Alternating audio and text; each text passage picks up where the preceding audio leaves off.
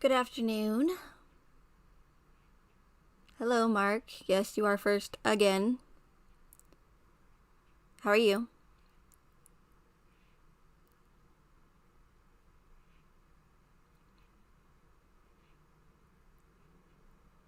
I was actually just thinking, you're probably not gonna get subscriber of the month again unless you're following me over on DLive. And I'm pretty sure you're not. That's one of the requirements for getting sub of the month.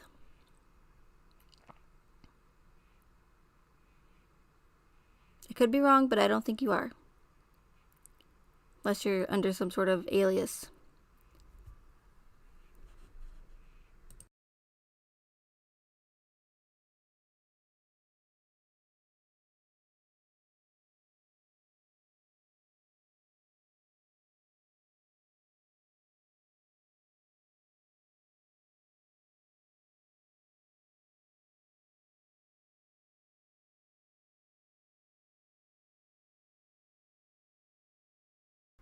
That'll cause an uproar. Nah. So I'm doing a live stream at a totally different hour and a lot sooner, or earlier, I should say, and see if some more people can make it this time, since I'm always doing them pretty late, or at least recently I have. Hey, Michelle.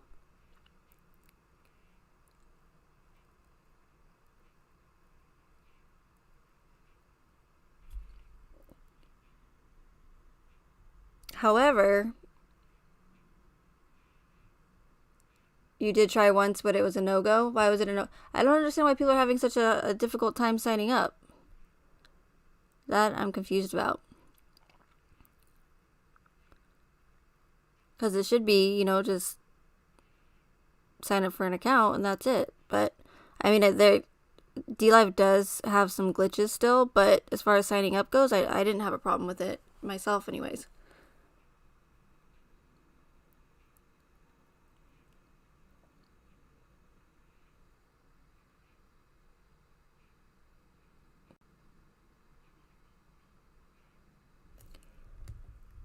So, I know I always say this, but speaking of DLive, I just wanted to go live and let you guys know that I will be doing a stream on DLive only. One, because when I multi-stream, it's hard for me to multitask with both chats, because for whatever reason the restream chat, it doesn't display all the messages, so go figure. And not only that, but on DLive I don't have to worry again, like I said before, about what I talk about, and I don't have to speak in code. And,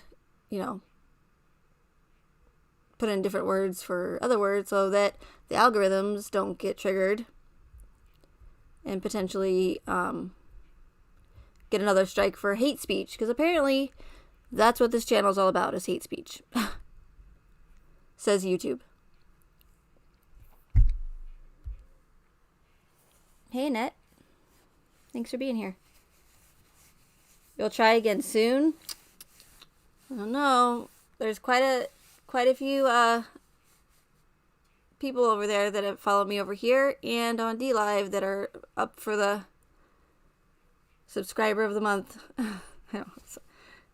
I'm just kidding. I mean, it's not like you get anything for it. It's not like you get any perks or something.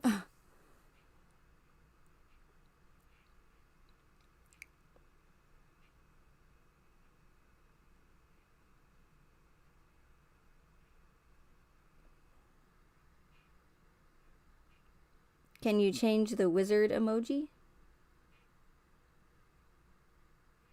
I didn't know there was a wizard emoji. Is there like a bunch of new emojis? Because I didn't know that. I've actually been, or I've noticed a few that I've never seen before. What was the other one? It was, I don't remember. Something that I hadn't seen.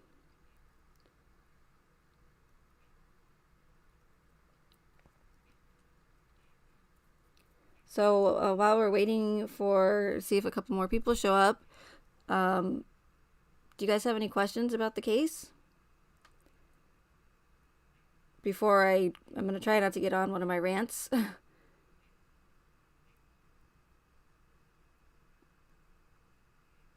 Oh, okay. I see what you're saying, Michelle. Gotcha.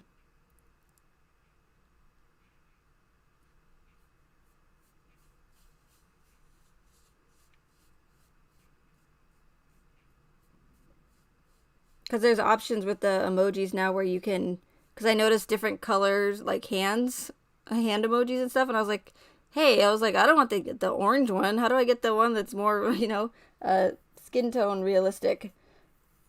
I'm still not sure how to do it. I think someone said to hold it down, but I think I tried that and it didn't work.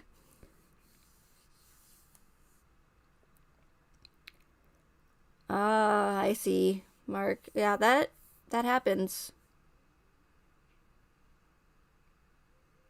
I'm not sure how your chickens were disrupting you when you're on your roof, unless your chickens are on your roof.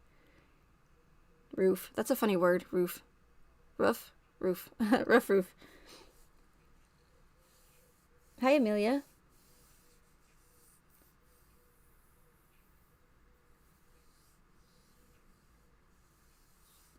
Uh, Nice to see you as well.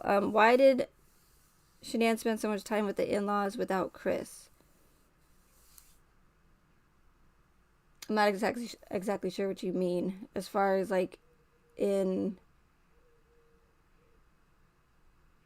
I'm not sure what you mean. Well, any questions? And the very first question, I'm like, huh?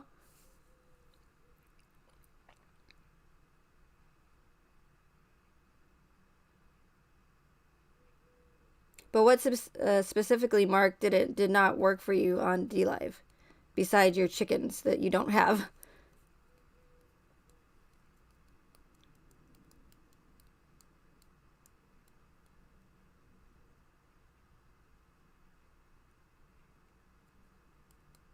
Like before the whole Nutgate thing went down. I'm not sure. And again, that's hard for me to answer questions like that simply because based on my theory, um, I can't. It doesn't really. I don't want to say it doesn't matter, but it, considering that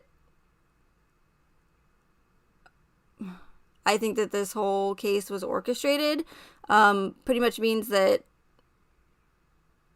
nothing is real about it. If that makes sense. Because again, I have to watch what I'm saying because I'm on YouTube.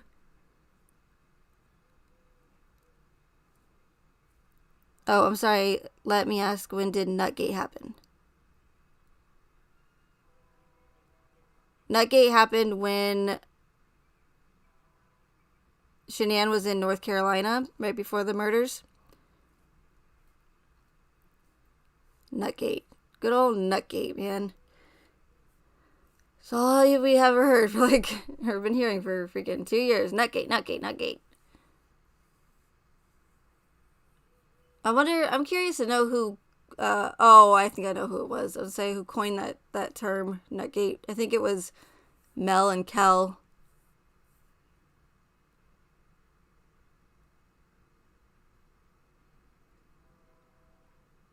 Oh, she was in, she was, says the narrative, was in North Carolina because I guess Frankie and Jamie had never met the girls.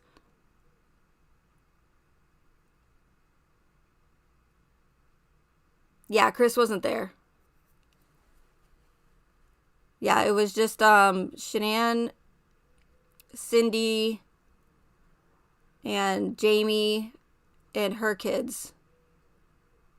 I believe that's it. Well, and probably Ronnie, but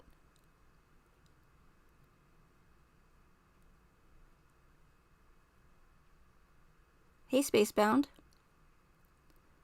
Hey, Callie.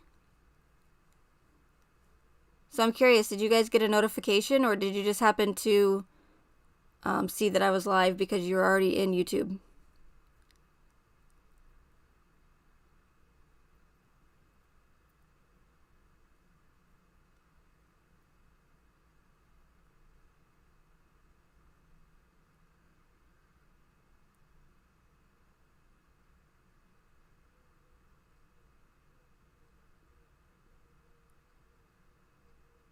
You're a True Blue subscriber, whatever that means.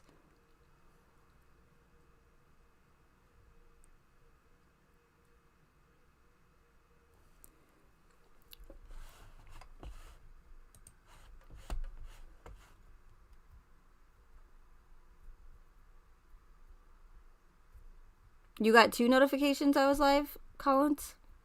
Wait, did you get... Am I live on DLive? I hope not. I guess it doesn't really matter, but... I thought I turned it off because I was going to go over there after this. Okay, I'm not live. I'm like, wait, what?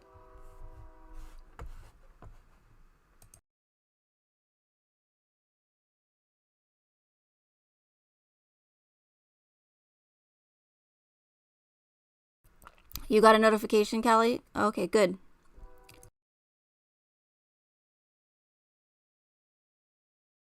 Do you usually get all the notifications, Callie? I'm just trying to figure out if they're like intermittent or something, or if they're just... I don't know what's going on. Because you think YouTube would be up to par as far as those kind of glitches go.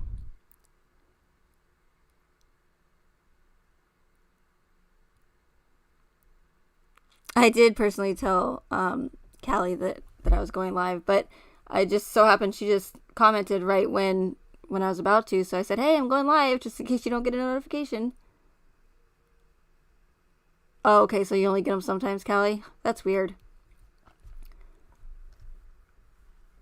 I mean, I know it's not just I know it's just not my channel, but I'm just, I don't know. Who knows?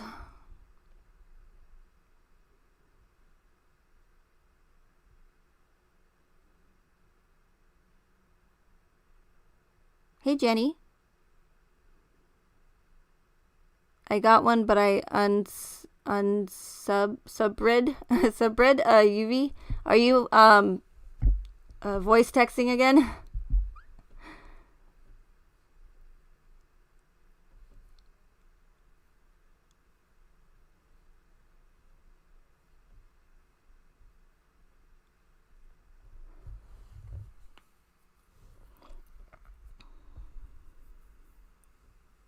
Oh, really, Spacebound? Huh.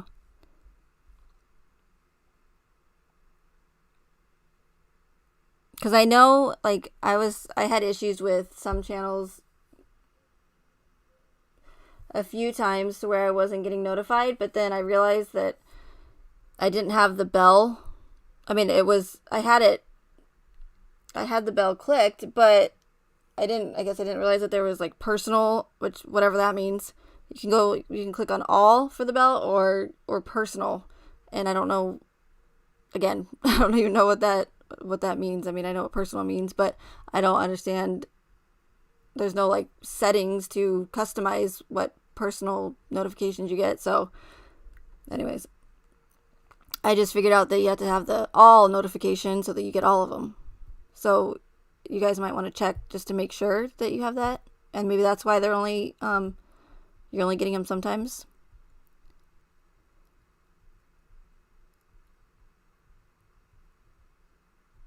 How did I know, Jenny? That's funny.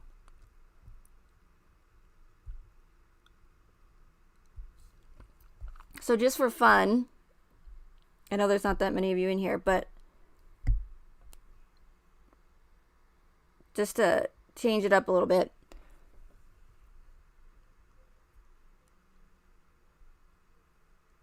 if you believe that our government is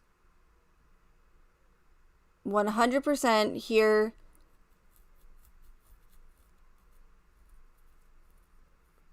for, or to look, or if you believe that the government is 100% looking out for our best interest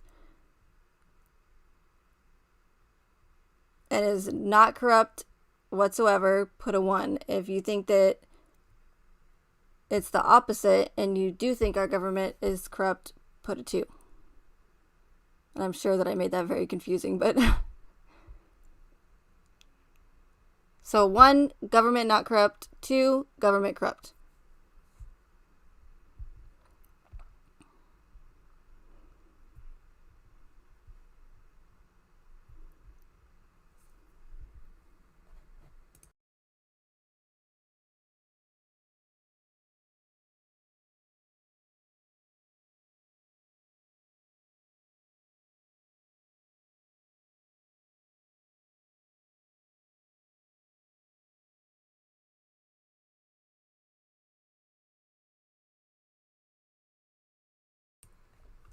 Yeah, it doesn't matter. Hi, Sue. It doesn't matter where you're at. UK, US, yeah, it doesn't matter. Just a little fun poll.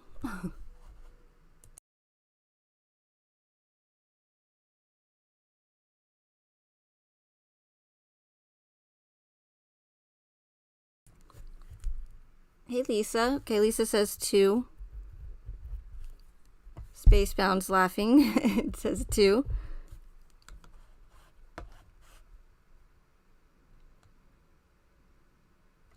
Amelia, 2.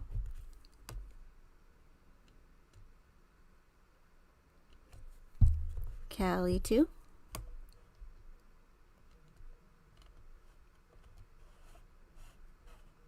Collins, did you vote? I already know your vote.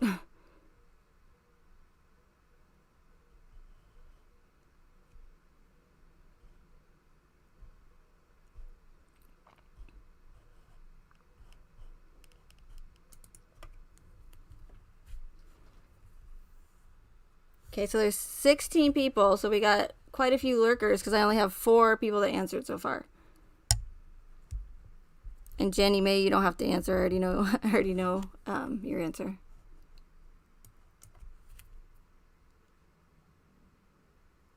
I already marked you down, Jenny. But it was: do you think the government's corrupt or not corrupt?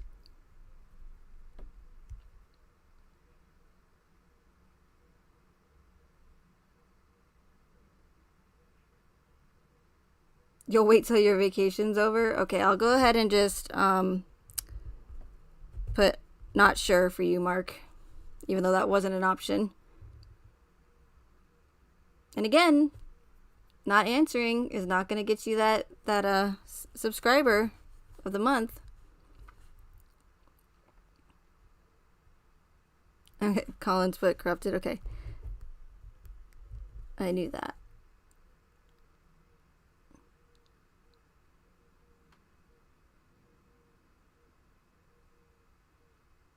Jenny says, "Oh, laugh out loud." Okay, so we have 6. Oh, okay, of course. Well, we have 7, but 6.5 because Mark didn't answer. Really, 1.5. Okay. Again, was not an option, but that's okay. Okay, so 19 people in the chat, but I'm sure a couple just walked in, so that's okay. But there was 14, and I only have 1, 2, 3, 4, 5, 6 answers.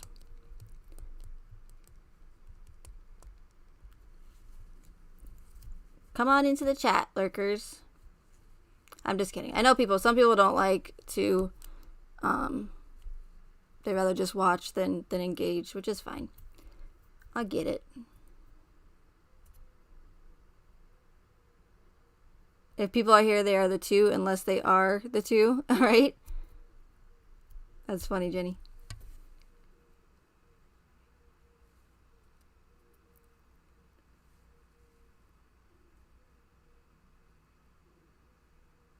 Okay, well, we can be safe to say that at least close to 50% of you think that our government is at least, not fully, but at least somewhat corrupt. I wanted to ask that because if anybody put a 1 in the room,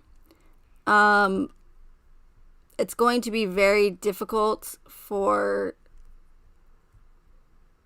in my opinion, for someone who believes that the government in general, so whether it be the United States government or any government, if they 100% believe that there's no corruption at all in not only just the government but law enforcement as well, it's going to be, they're probably not going to like what I have to say as far as my theory goes. So I kind of wanted to, hey Aaron, thanks for being here. I just wanted to kind of throw some bait out, right? And see who bites, and see, just to get a feel for, I mean, obviously I knew some of you guys in here, I knew your answer already, but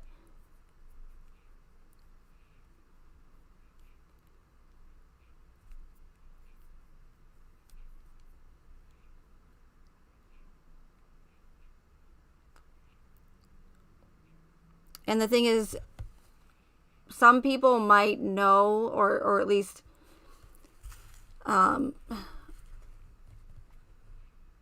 might think that the government is, probably corrupt, right? But some people just don't want to go there. Do you know what I mean? So they don't want to know that. They just want to believe that the world around them is just all peace and happiness, and there's nothing going on, and they just want to live in their bubbles and go to work every day and put food on the table and support their families, and the last thing they want to worry about is corruption in this world. But and that's okay too. I don't judge anybody. So but again, it's those are the ones that are going to more than likely point the fingers and immediately discredit pretty much anything I have to say. So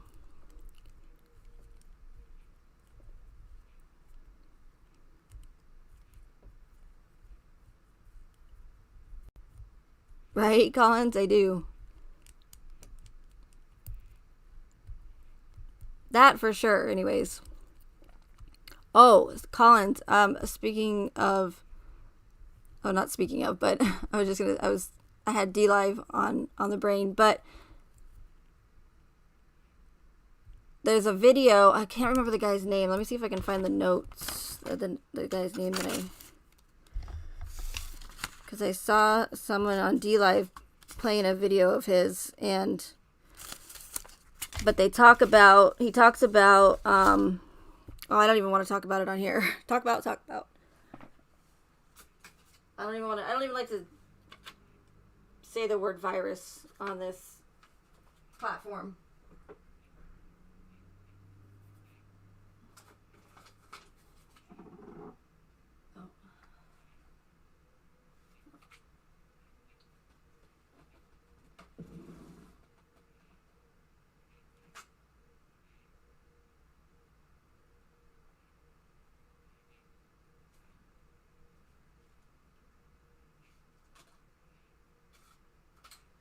Dang it, I don't know his name, but maybe you know, Collins.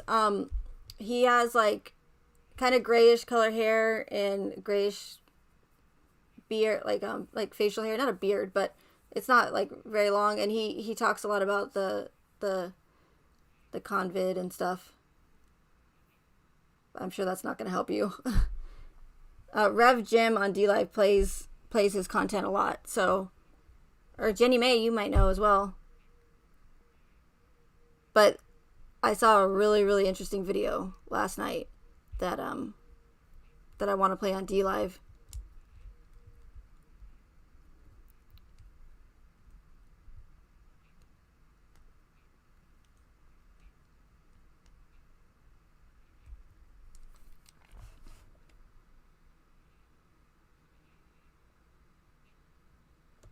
That's okay, doing life my way. I know. I was just giving him a hard time. Lurking is fine. Anything helps, so.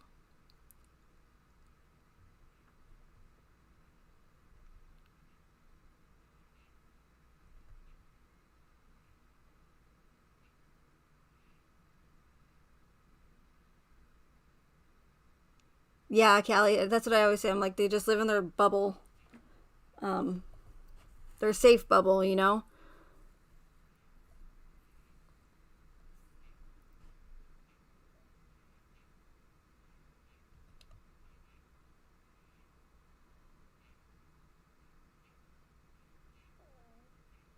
Yeah, Callie, the Smith Modernization Act of 2012 is what essentially made it legal for as far as the U.S. government and mainstream media to push propaganda and lie to the public.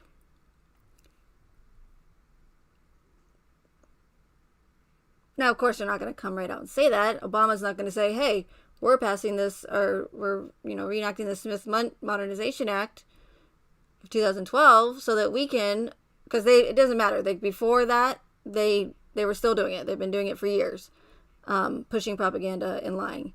If you've not seen the movie They Live, it's a really good movie, and it pretty much, hits the nail on the head as far as what's going on with mainstream media and whatnot, as far as manipulating us.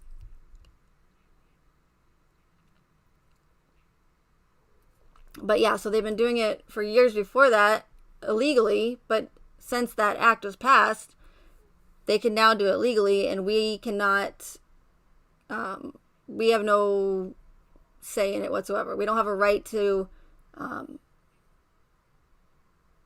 get mad. So,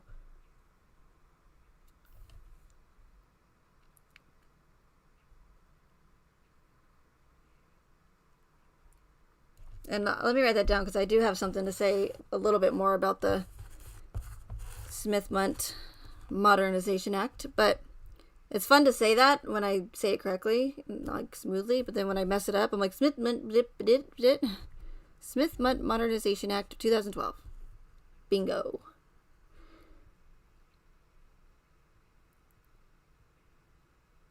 What do you mean as a position? He's just a channel. I don't know.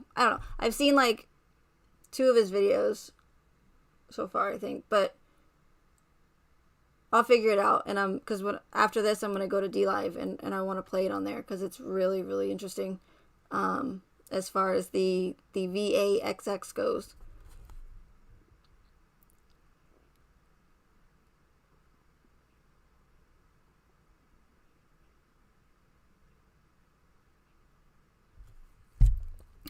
But so yeah, I wanna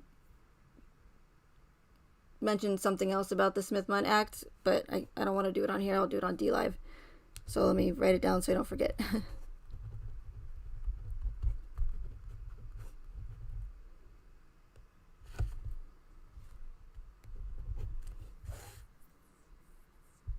No, not. You're talking about Owen Benjamin? No. No, he's like not a James Corbett, but is that his name? James Corbett? Corbett Report? I don't know his first name. Corbett Report. No. Well, no. But good guesses. He's not on DLive. But I just want to show the video on DLive. At least I don't think he's on DLive.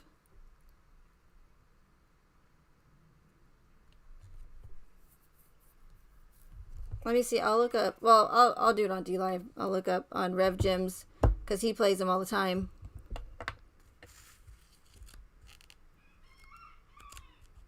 Google deleted the link that you posted to my Cash App. Really? Well, thanks, Google. Appreciate it. Oh, it's probably because they don't want you doing that. Because they want people to send super chats. And, sign up for memberships. I think I did hear something about that. Somebody posting PayPal or something. And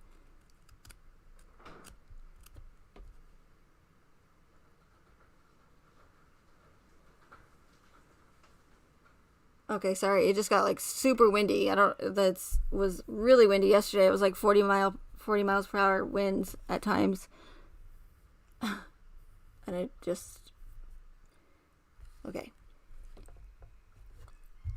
Wow, that's pretty messed up. Mine's still posted in the pinned comment though, isn't it?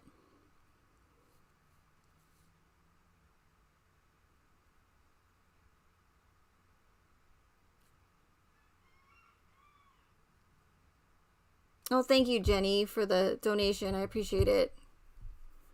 Thank you so much.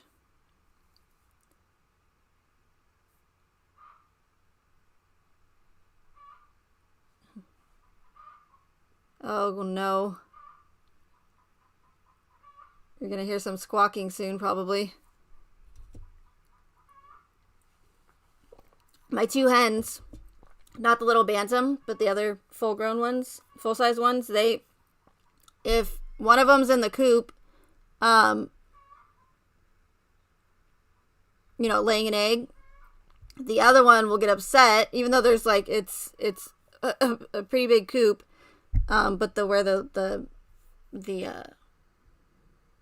the nest is, the nesting box, there's only room for like, well, I guess both of them could fit there if they really wanted to, but it's comfortable for one. So if one of them's in there, the other one will just squawk the entire time because she can't be in there. So, and I think that's what's going on right now, but I can't go check. So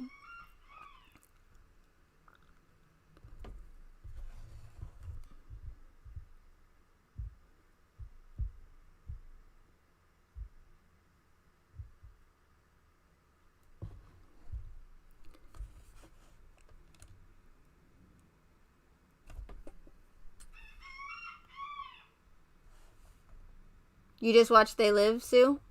You liked it? Yeah, it's a good movie. I had not seen it until just a few months ago. I'd heard about it. I think I tried watching it once or something and then I fell asleep because I was super tired, but then I watched it again and it's really good.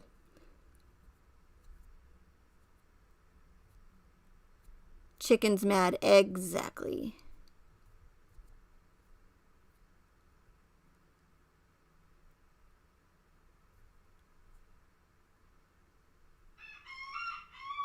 Buddy says hello. Right on cue. Actually, he's a little bit early today.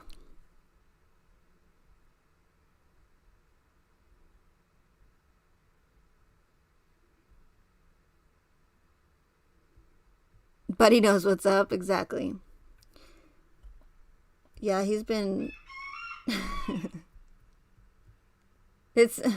And of course, like I said before, I said this in my other stream, but in another stream, I can't, why, it's my luck that instead of getting my first rooster that I had that ended up in my backyard, Cooper, it was either going to be that or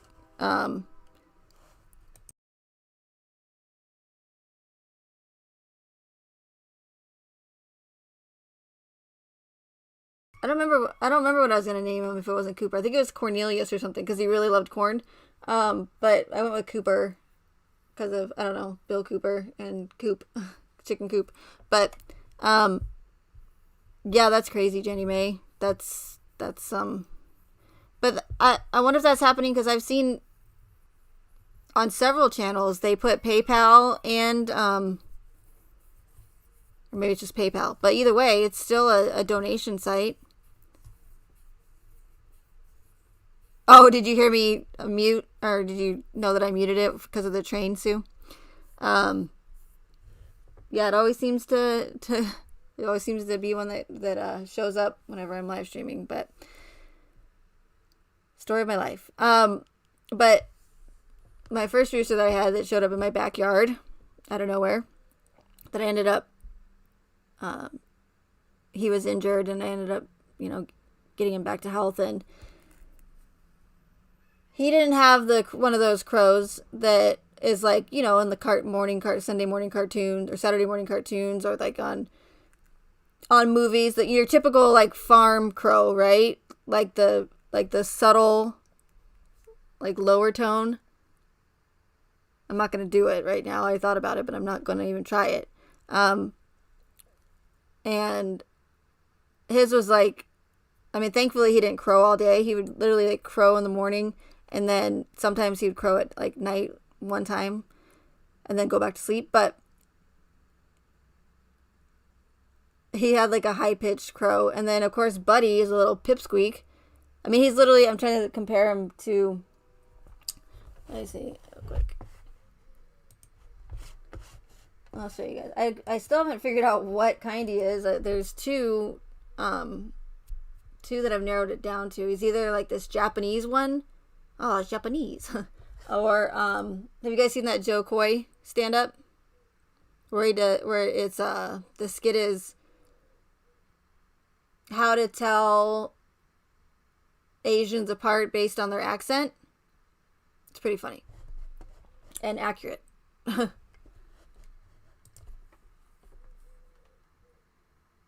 I could play it on DLive, but I can't play it here.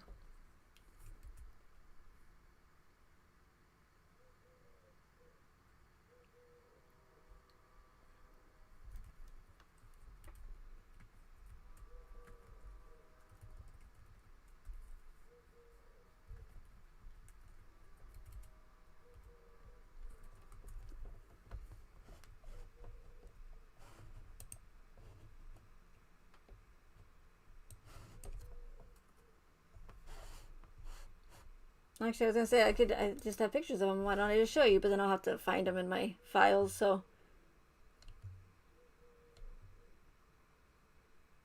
Oh, and I found Dot, too, so I can show you guys Dot. I'll show you guys real quick. I know. You guys want to talk Watts, but. I don't like how Google pulls up their pictures.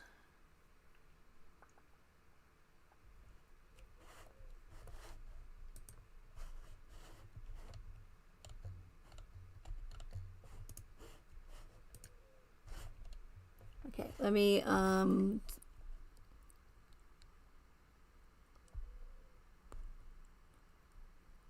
display.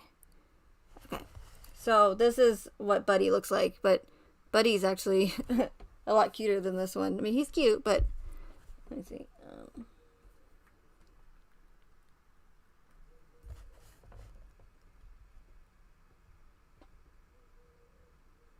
So he is a gray Japanese bantam. So he looks similar to that. Oops. Ah, stop zooming in. Stop zooming in. Okay. Look at them. little chicks. Little baby chicks. They're so cute. Yeah, that's what Buddy looks like. But again, he's cuter than that. And then my little bantam hen. Notice how their wings are all long, but they're all like little tiny stubby legs. It's hilarious. It's hilarious when they run. And then my little bantam hen, Dot. Her name's Dot because when I first got her, she was just all one color except for on her head she had one black dot, so we named her Dot. But now she has a ton of dots, so that kind of backfired, but it's still cute. And then their eggs are so small. They're probably her eggs. They make little mini like over easy eggs. It's so funny. They're probably the size of I don't know.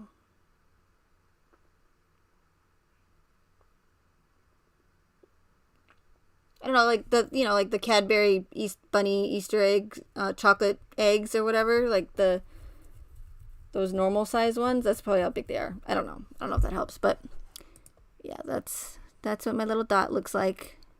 Little cutie. She's sweet. She's really sweet. Except she's a feisty one though. She doesn't she'll chase the pigeons and stuff.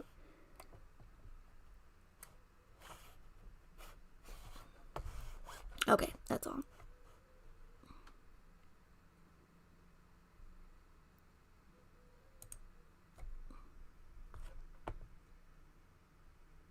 Hey, Harmony.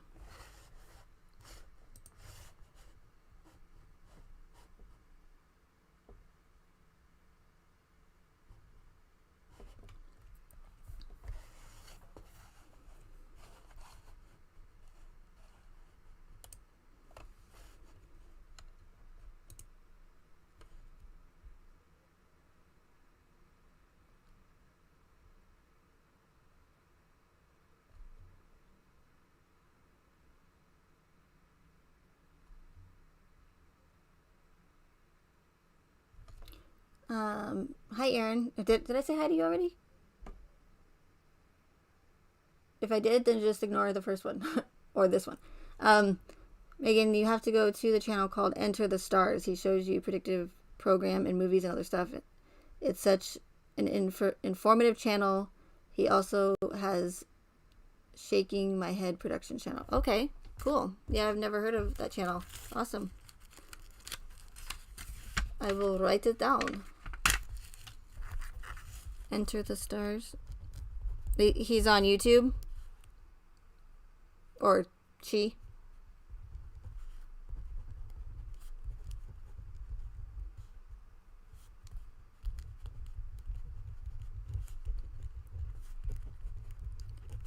Yeah, so after this, I'm gonna go to DLive, and I want to play a couple of RV Truths video for you guys that, you know, what, and one of them in particular that I mentioned on the last video I made about the symbolism that they put in plain sight in all of these events.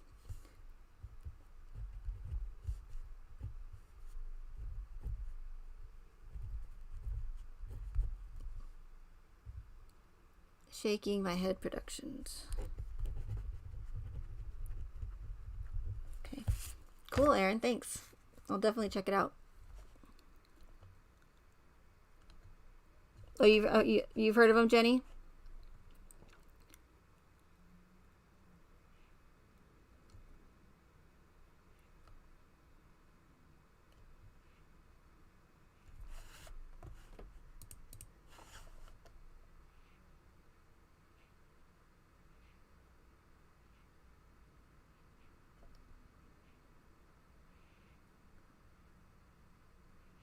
Okay, Sue. Thank you so much. I appreciate it.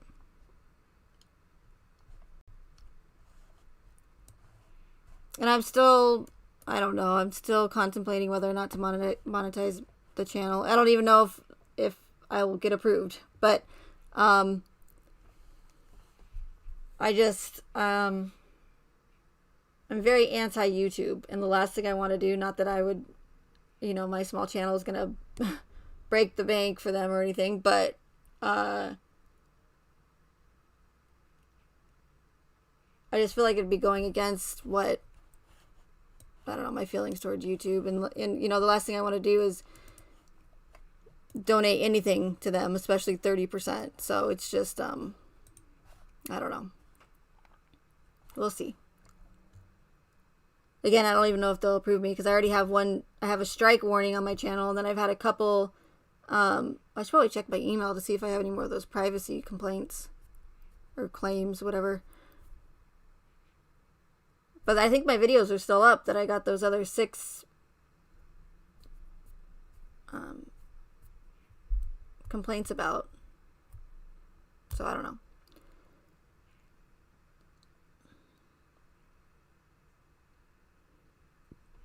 Oh, they did? Okay, Jenny. Cool.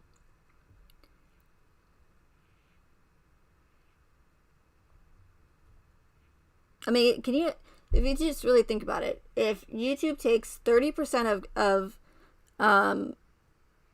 super chats, right? And I mean, you guys see how many people send super chats just in the true crime community, let alone every other channel on YouTube. So to take that times 30% of all those super chats on all of YouTube, oh my god, that's insane. That's crazy.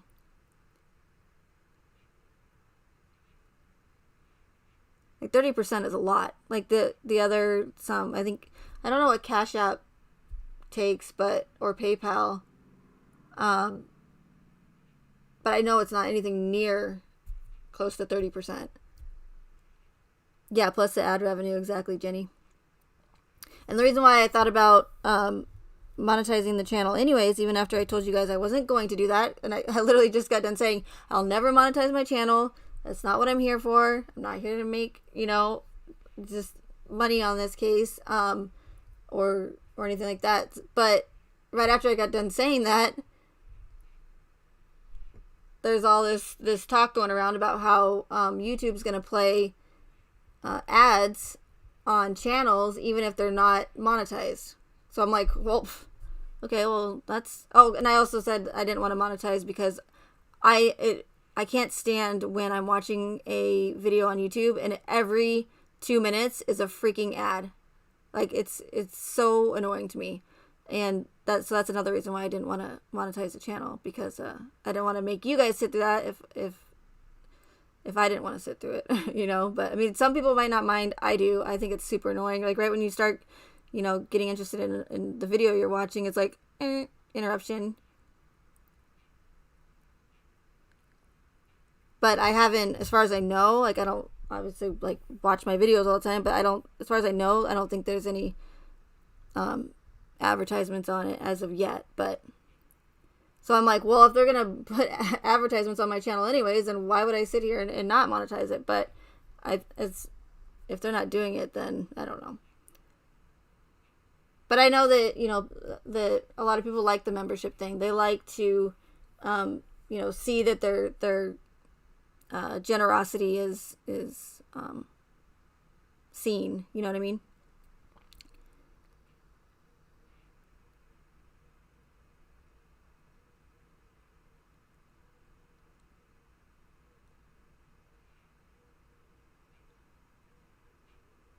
What do they take if you do join monthly one? As far as the memberships? I know, I'd be curious to know what they do take from the membership tiers. I don't know. And if I did get the membership, there's no way I'm charging you guys $20 for my personal attention. That's crazy. I've seen some of the memberships. It's like one-on-one, $20 a month. I'm like, that's crazy. I'm sorry. I mean, I'm sure people are more than willing to pay it for some channel creators, but that's, again, that's not what I'm here for, so.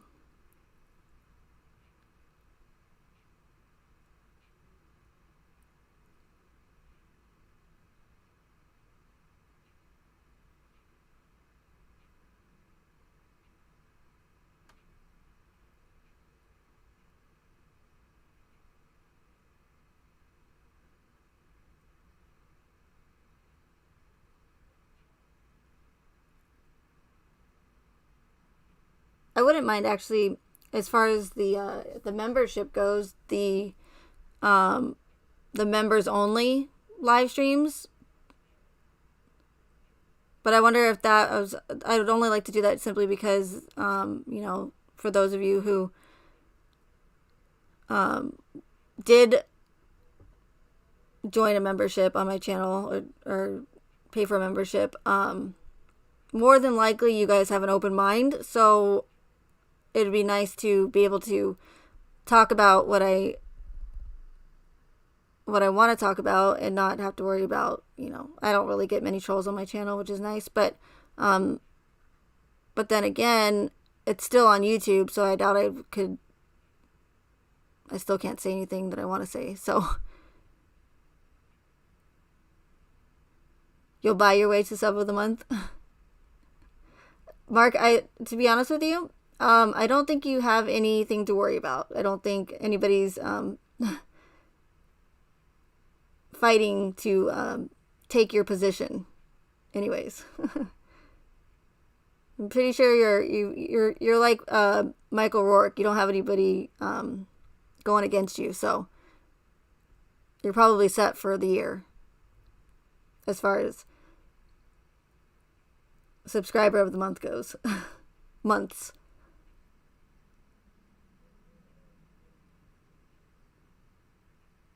The join one is for something, don't know what that is. And are you talking on YouTube, Callie? Oh, obviously, I don't know. I don't know. I mean, I guess it's not obvious, but I don't think you're talking about DLive.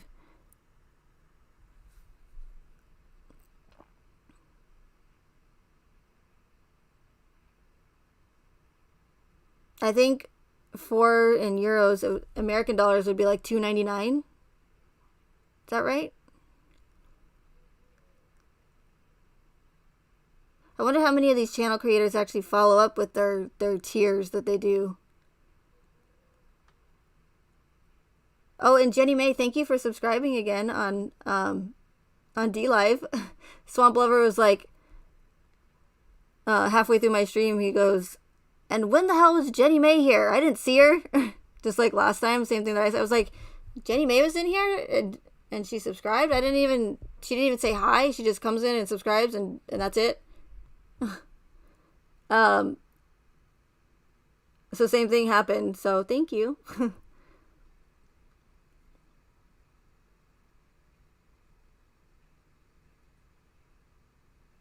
Oh, thank you, Callie. I really appreciate that. You guys are great.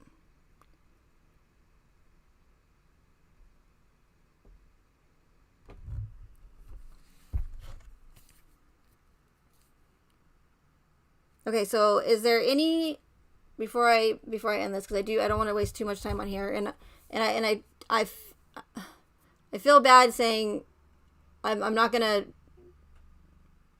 do live streams on here, because obviously I'm still doing live streams. I just did two, like, I don't know, I've done 4 now within within a week, so it's not like I'm not going on YouTube anymore. It's just so difficult to, again,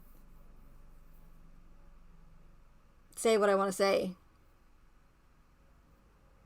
or answer, certain questions.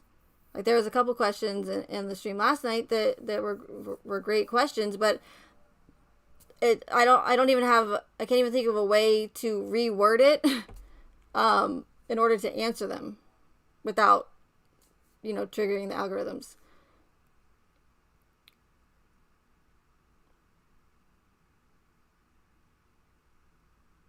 So obviously I'm still going to do live streams on here, but I'm not going to be able to be as transparent, is what I'm saying. But most of you know that already.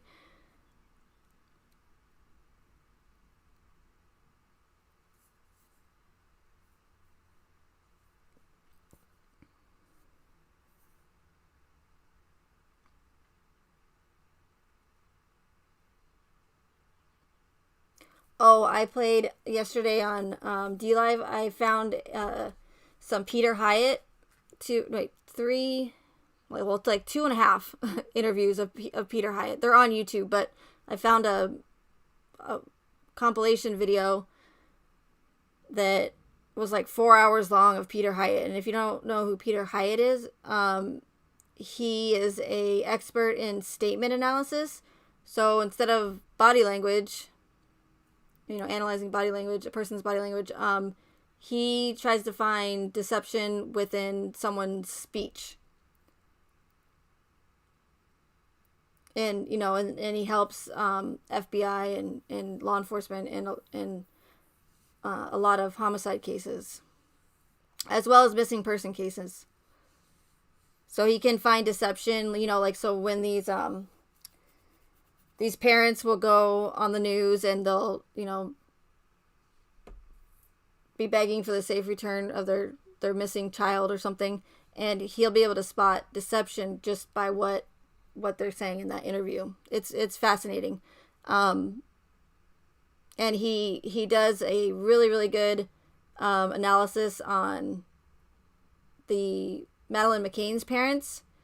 Those two, I'll tell you what, those are some two strange people.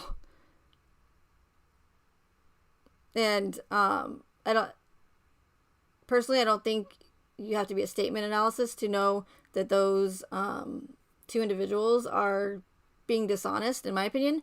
But just how he breaks it down and breaks down their whole interview is fascinating. And then he talked about another case, I can't remember the first name, but it's John Carter? No. I know that one of you guys in the chat will know. It was a missing child case that turned into a homicide case, I think.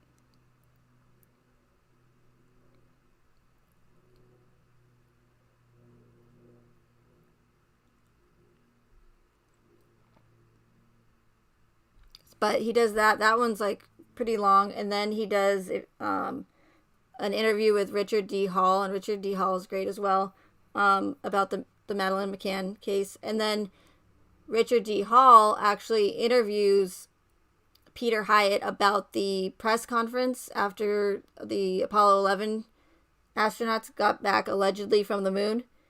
And I don't know if you guys have seen that, you'll know what I'm talking about. How they're like, it looks like all of their dogs just died, instead of they, knowing that they just, made history, right? Coming back from the moon, they all look miserable. And so he breaks down, everything that Armstrong says about, describing what it was like on the moon and in space. But he was really reluctant to do that interview. So he actually just did it privately with Richard D. Hall. And then Richard D. Hall does a presentation with the interview and then reads out what Peter Hyatt's answers were. And it's interesting that Peter Hyatt was reluctant to do that interview, and I don't blame him, because you're pretty much saying that they're lying. So I doubt that he wants to go there completely, but he did give his opinion on a lot of it. So, but it's really interesting, and I saw a comment about videos about DLive.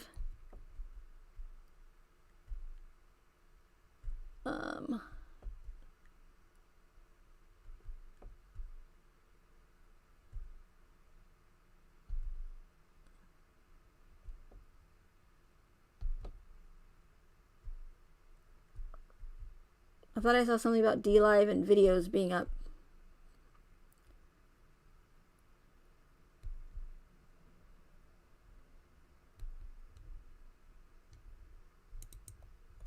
Yeah, Callie, and it's like, where's the tears from those two people, the parents? Like, there wasn't even like a sniffle when they're being interviewed. And there was some very strange things that the dad says. I don't remember the name, but his name. Yeah, odd individuals for sure. And so, Peter Hyatt says when he's doing their speech analysis, a lot of times with these parents that are either their child was murdered or they're missing, if they talk about themselves more than they do their child that's missing, or that they're, they'll say, I'm worried, but then it's not matching what they're saying, or their body. I guess the body language has a lot to do with it as well. But, or if he mentioned something about, I think it was in that Carter case, where the mom was saying in the interview how her tooth hurt, how she had a toothache, and that's all she would talk about, instead of talking about her child that was missing. And Peter Hyatt's like, when you have these parents who keep talking about themselves or more worried about defending themselves from looking guilty, that's a sign of deception. Or another thing he mentions is, let's say someone calls like 911 about their significant other being hurt or shot or whatever, and if they say, hi, I'm da da da da da da, like, he says that is a sign of deception, because why are you worried about introducing yourself when you should be like, my wife's been shot, da da da da da, so I don't know, it's just really, really interesting. But yeah, it's like 4 hours long. It's on my DLive, and the replay will be up for 3 days. That's the unfortunate thing about DLive, is the videos do not stay up unless I have to have at least 1,000 followers in order to have replays that will play continuously until I replace them with a different video of my choice. So yeah, that's the unfortunate part. And I only have like 500. So.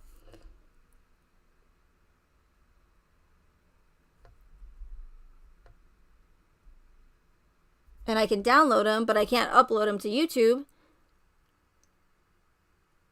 Because that's the whole reason why I went to DLive, so I could play these other videos for you. And you know, and the Ole Damagard videos. And I just streamed a video that I found about gang stalking that was super interesting. What else? I stream so much on DLive. I'm over there all the time, and just random stuff because I'm interested in so many things that, it's just, that's why it's so random. And on DLive we can do that compared to YouTube. We can't. I can play music videos. I just played an entire playlist of live concert music videos that I've never seen before, and that was like 3 hours long. And a lot of times I played actually I think I accidentally played it on YouTube because I forgot to shut the YouTube stream button off. And then my friend Shan told me that she's like, oh, I was over on YouTube, but there was nobody over there. And I was like, what do you mean you're on YouTube? And she's like, yeah, you're streaming it over there. I was like, what? Wait, what? I was like, holy shit, I gotta freaking delete that quick before I get a freaking copyright strike. But I played a documentary about H.H. Holmes. That was super interesting, especially considering that H.H. Holmes, I forgot about this connection. I'm gonna have to do another live stream and try to look at my notes again and add more of those 2 live streams that I did with all the American Horror Story connections and the other connections as far as like the Ken doll and all the real life serial killer connections or murderers in the narrative. Besides those, I still have a ton more connections. But to add to those real life murders and serial killer connections in the Watts narrative, Chris Watts was born on May 16th, allegedly. That says the narrative. And H.H. Holmes, which is a well-known serial killer from the 1800s, his birthday is May 16th. What are the odds? And I get it. Megan, there's so many people in the world that were born on May 16th. There's not just one person, there's several, millions of people that are born on that day. I get it. But again, you have to add it to all of the other connections I found, and that's when it makes it less coincidental.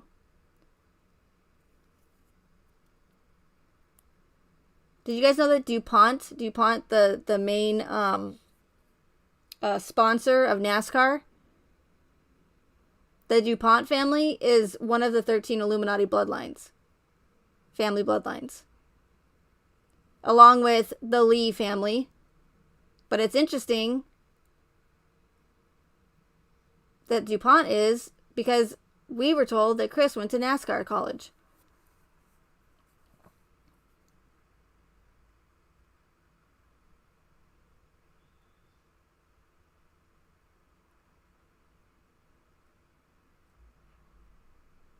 Yeah, Aaron, that's another one of those cases that are, that I'm almost certain is orchestrated as well. And that's the thing is, like, so with the Morphew case, the Sharkey case is another one that I believe is orchestrated. You have that Orson and, Orson and Orwin? The 2 boys, the young boys that are missing, that I haven't heard about that in a while. But, so you're going to have ones that are much bigger, which which would be the Watts case, right? And then you have these other ones that for whatever reason they either just didn't they weren't as popular, or there wasn't as much orchestration that went into it, or the motives behind that particular case were not as, there weren't as many, or it wasn't as big of a motive. Do you know what I mean? So with like the smaller, with like the Morphew case and the Sharkey case, those might just be simply just to sway opinions or to demonize whoever the killer is in that case, or distract, whatever. So the motives might not be as big as compared to the Watts case, which was huge, and hence why all this information was released. Much bigger agenda with the Watts case. Wait, what are the real names again? Who? Well, what?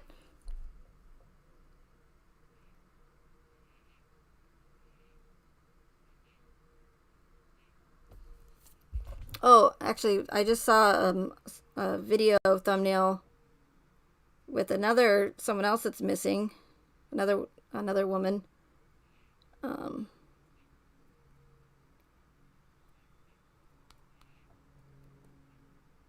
See screenshots.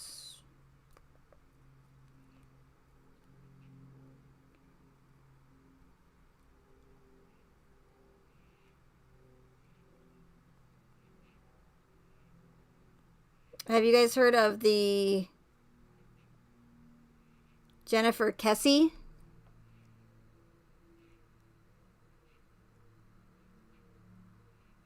Oh yeah, Orrin and Orson. Yeah, like Orson Welles.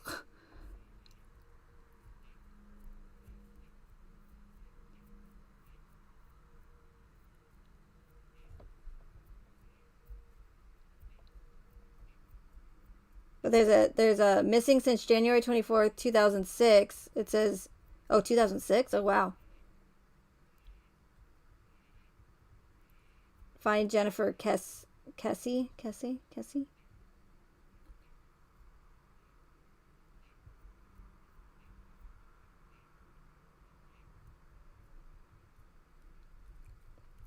I'm almost I don't know, actually. I was gonna say I'm almost certain that the Lori Vallow case is one as well. And that's, so for instance, like when I say that when the case is closed quickly, as far as like one of my red flags and characteristics are, one of them is the case was quickly closed, no trial. Now that's not always going to be the case for all of them. They might actually even go as far as orchestrating the entire trial, and I've seen that twice now in the past year or so. I don't remember when that other case was, but so it all depends. But that is one of the flags, the red flags, if the case is quickly closed and no trial.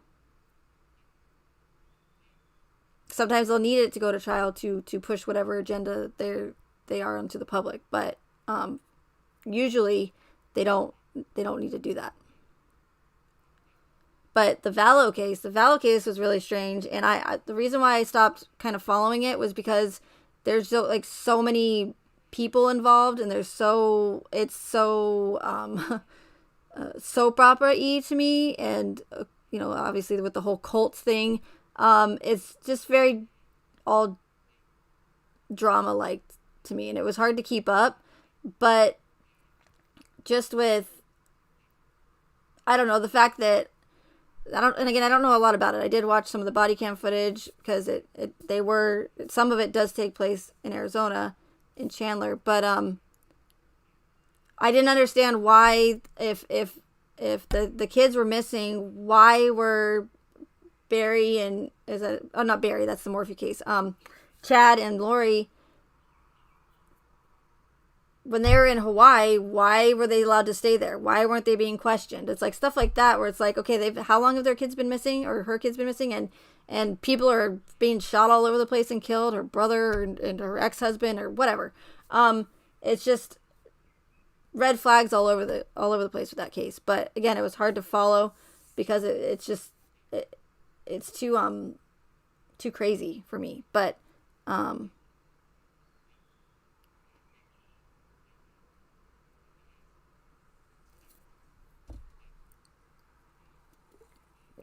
but that Sharky case, I watched one of Zav's live streams when she was going over it, and she played an interview of Alexis Sharkey's younger sister, and yeah, immediately got the same thing as all the rest of the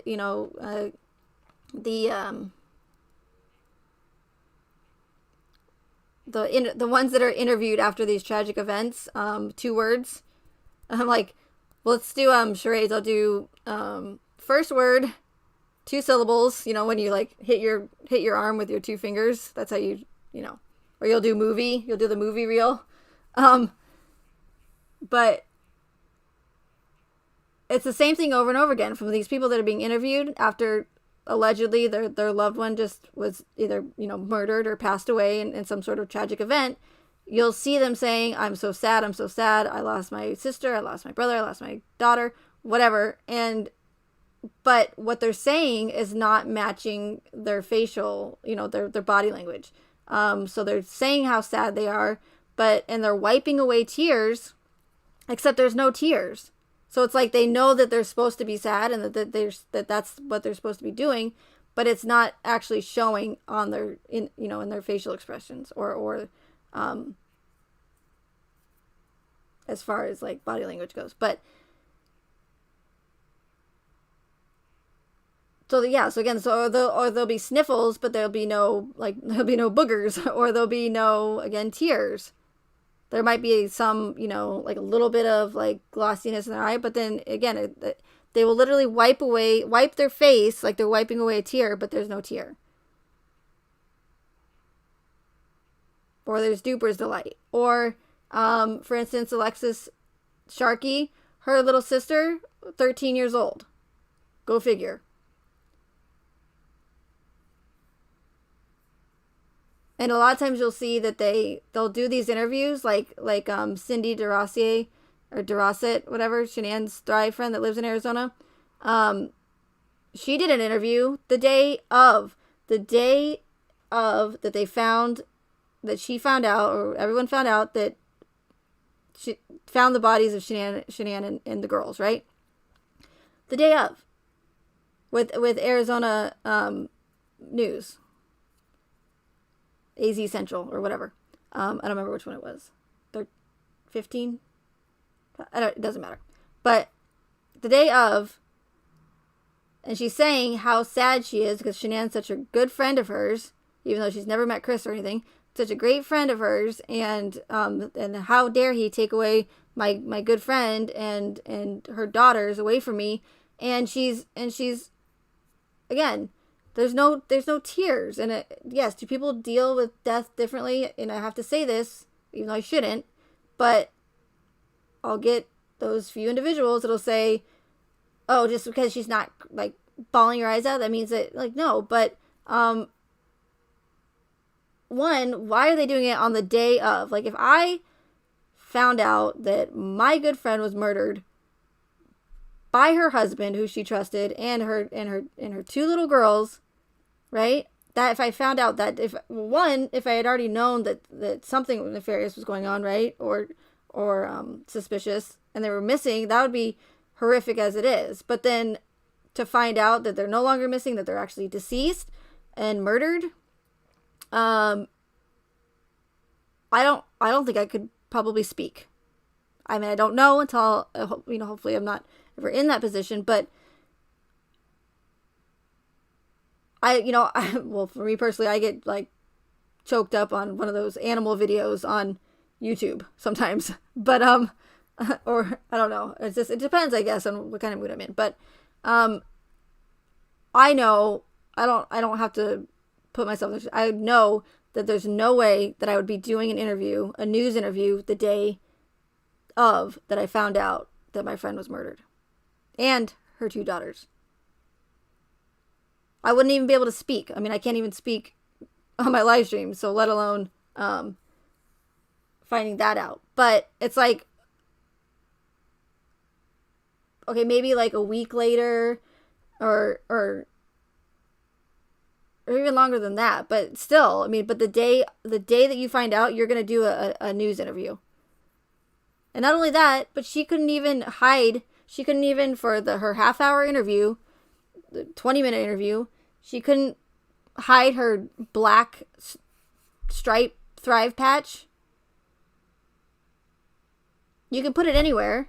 You can put it between your butt crack if you wanted to, but it doesn't matter. So I get that the patches, they're to promote Thrive, and they make them bright and obnoxious so that people go, oh, what's that on your arm? That's a fancy a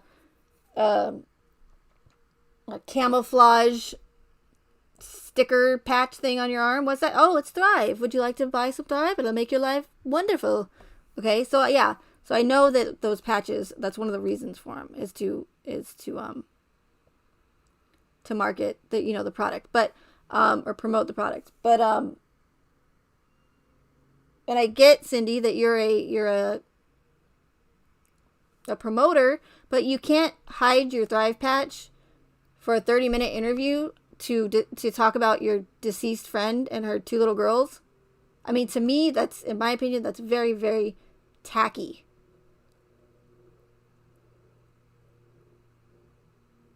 And it's not, it was like a big old black label.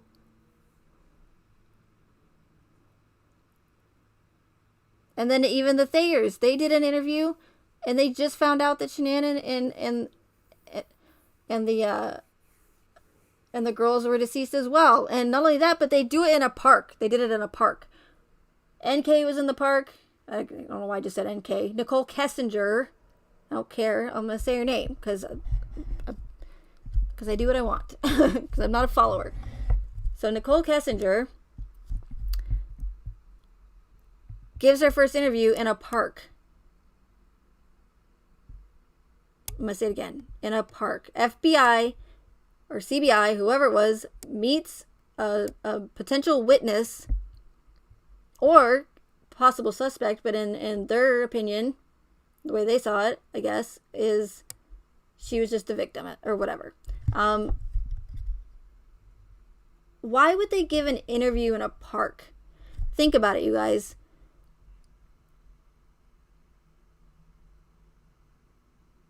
That video, that audio quality of the interview, her first interview with her dog and her dad, with Daddy, Big Daddy K, that was one of the worst audio interviews that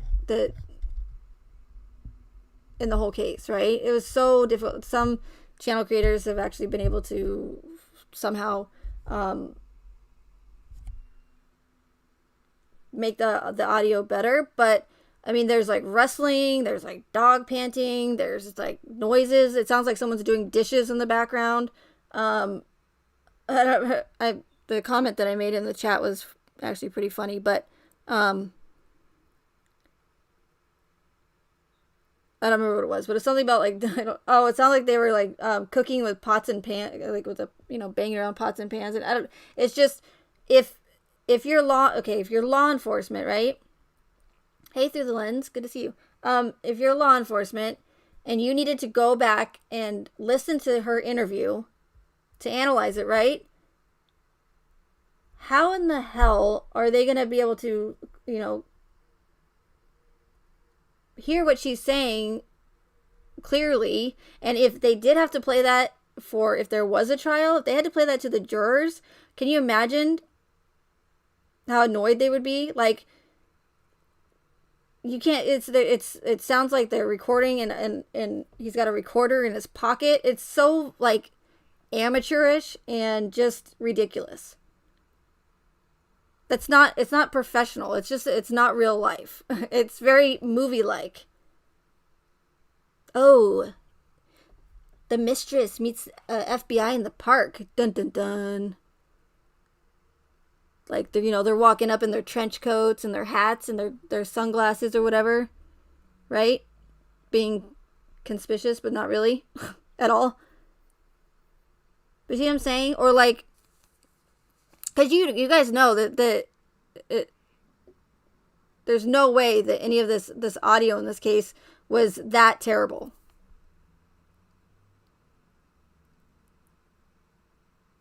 Or what if it, I mean, I don't know if they play the interrogation in trials, but what if law enforcement had to, not law enforcement, but whoever, the prosecution or the defense had to play Chris's interview slash interrogation, lack thereof, had to play that when he confessed, right? If they had to play that and if they went to trial, how are the jurors going to be able to see Chris's body language or anything when we're staring at the back of his big old dome? How would that even be admissible in court? How did FBI, unless they're, or CBI, how did they analyze Chris, his body language, or how would any professionals after the fact be able to analyze this psychopathic murderer if so that they can learn from these individuals and how they and why they do what they do? How in the hell are they supposed to analyze him if they're staring at the back of his dome? You know that they released this shit with horrible quality on purpose.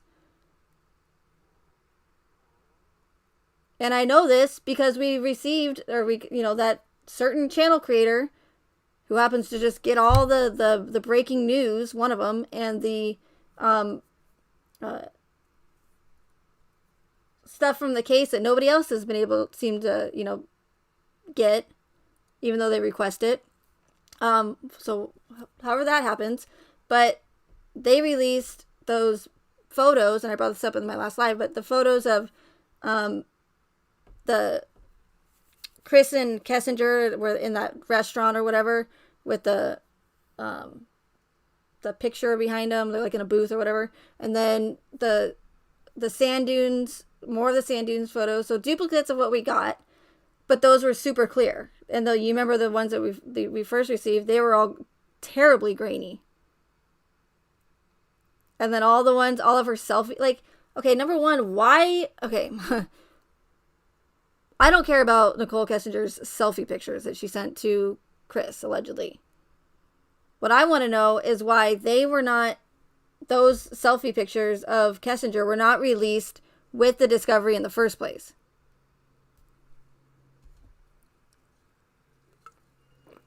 Why did they, there's nothing, they weren't her nudie magazine day selfies. Right? So there's no reason why they shouldn't have released, again, I don't care about those, but there's no reason why they shouldn't have released those selfie pictures of Nicole Kessinger with the discovery when it was first released. And why weren't the pictures clear like when they were released the second time? So who is downgrading the quality of these pictures? And we know that the audio is crisp, it's crisp as day, or as clear as day, Christmas Day. I don't know. As clear as day from the Netflix documentary. So how does Netflix get all this super great quality audio and video footage, but we get this crappy downgraded quality? Somebody's making the pictures, downgrading them in the audio. Hey, Audie.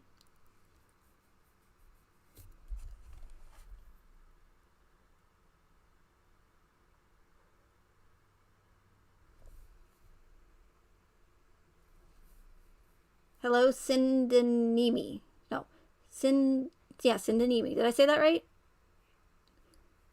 Hey, High Hopes. Good to see you. But yeah, so how, in real life, how would, like I said, CBI or anybody else or a juror or a judge or anybody be able to break down these interviews when there's so much noise going on and so much distraction in a park? They met her in a park, you guys. And what's up with everybody in parks? Why would the Thayers want to choose to do their interview in a park when they just found out that their freaking friend murdered their other friend and their kids? Why would they want to do it in a park where there's people all around? Oh, and not only that, but that interview, whoever these news cameramen are, with the porch interview with Chris, they're like zooming in, zooming out. It's like all over the place. It's like, what the fuck? Like, do these people still have jobs? Because that's some really bad camera work there. Same thing with the Thayers Park interview. It's like zoom in, zoom out, zoom in, zoom out, all over the place. And then you hear like crickets and a bunch of static, and then someone's going, hey! And then Amanda Thayer's like, laughing. It's like, I don't understand. Like, what is going on here? Why are you saying you're sad, but it's not matching what you're saying?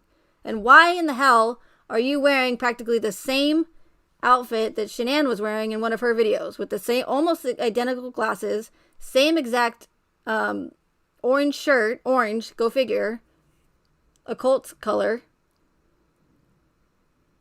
That's why there's so much damn orange in this case. Not just because it's the Broncos. And why are you wearing, like, single white female the same outfit as Shanann was in her video? That's weird. And to me, it's just another one of those connections, in my opinion, where they incorporated one of those thriller horror movies. I guess it could be considered horror, not really, but a single white female, because that's how Ryan Murphy and Brad Falchuk get their inspiration. They get their inspiration from thriller movies, classic horror films. So what are the odds there's another movie connection?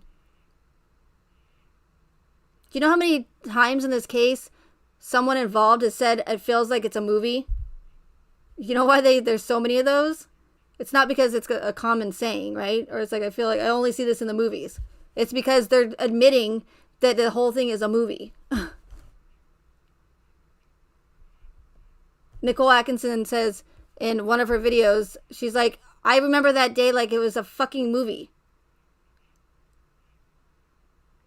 Even Frankie Rusek said on his channel, in one of his community posts, I believe, he says, yeah, it doesn't even seem real. It seems like a movie. And then they put this as well as the Nicole Atkinson one.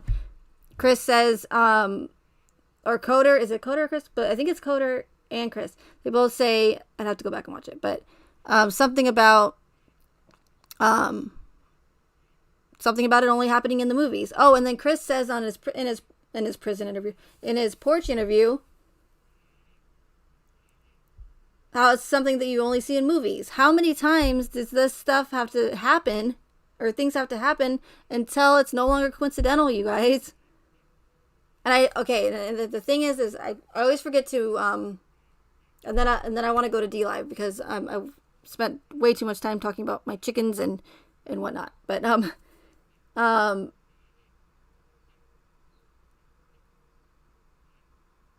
I know that it's going to be very, very difficult to, I don't like to say believe, because I don't want you guys to believe anything, but to make it seem like my theory is, or at least for anybody who's new and hasn't been following me, if they first hear my theory, they're going to think I'm nuts, which I'm used to. But because yes, there's a lot of information. I mean, we have video and photos of the girls when they were born. You have the entire thing of Shanann's Facebook, right? But how far back does it go? And how difficult would it be? Because again, you have to remember that these events are planned years in advance. So they could have had this planned out for a while. All Shanann would have had to have done is be her normal self.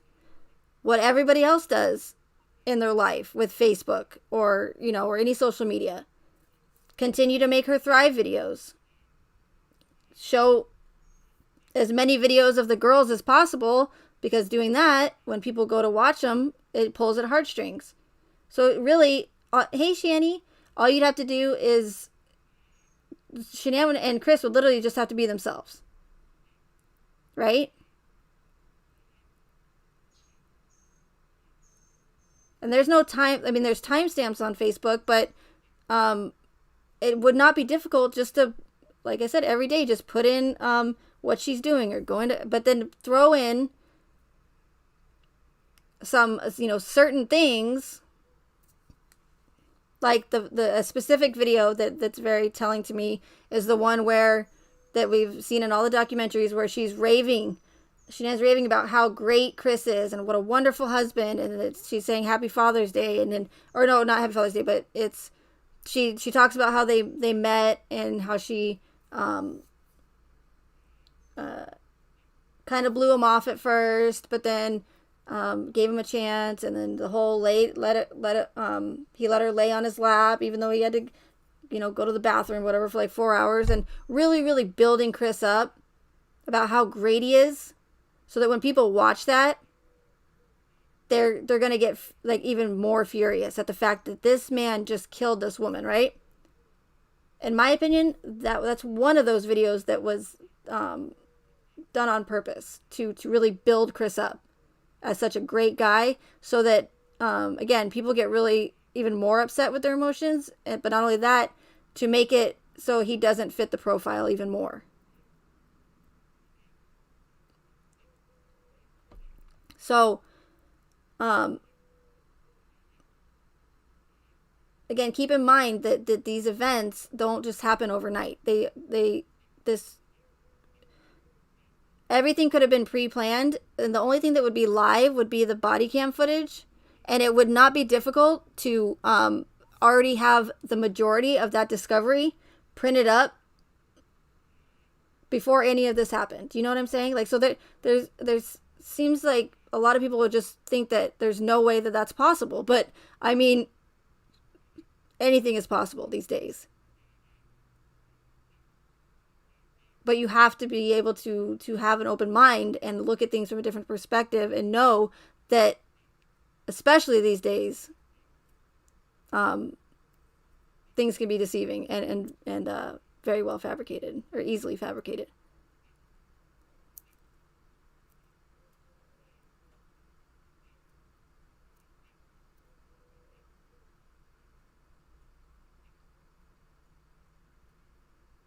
I mean, and with the discovery, again, the majority of people that put that discovery together were probably just doing their job, just like any other homicide case, right?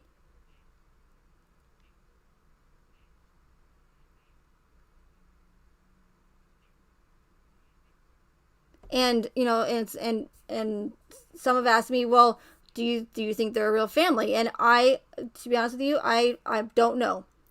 But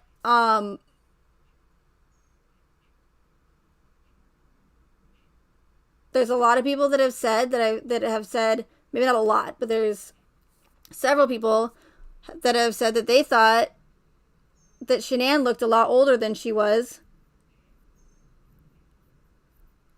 And so did Chris, right? How do we know? Again, besides, the body cam footage with Chris, how do we know all of these videos of Shanann and the girls were not pre-recorded?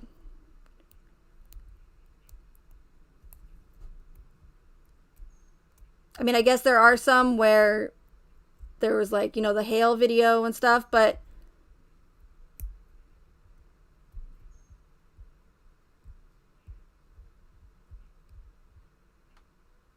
I'm really not sure. But it's very well possible that they could be both real families. And it wouldn't be difficult to find two families willing to do that for whatever reason. People will do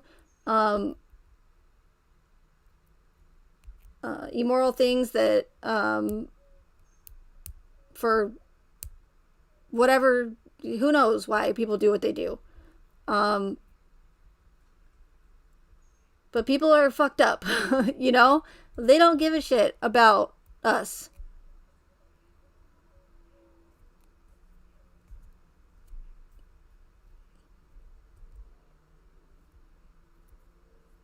And why is it so difficult to find any history about any of these people? And I'm sorry, but I just don't believe that Nicole Kessinger, at 30 years old, trying to make a career out of herself, didn't have any social media. The only one in this case that had social media was Shanann.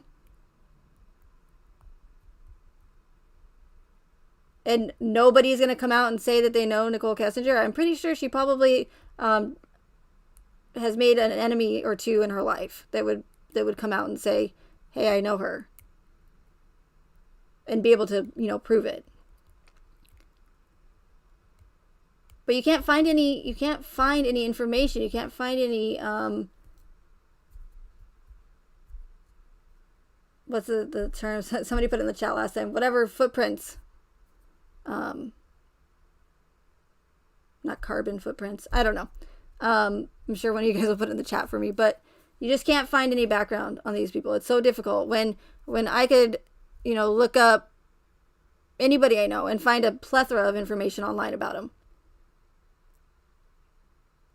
You guys know that they didn't even bother to redact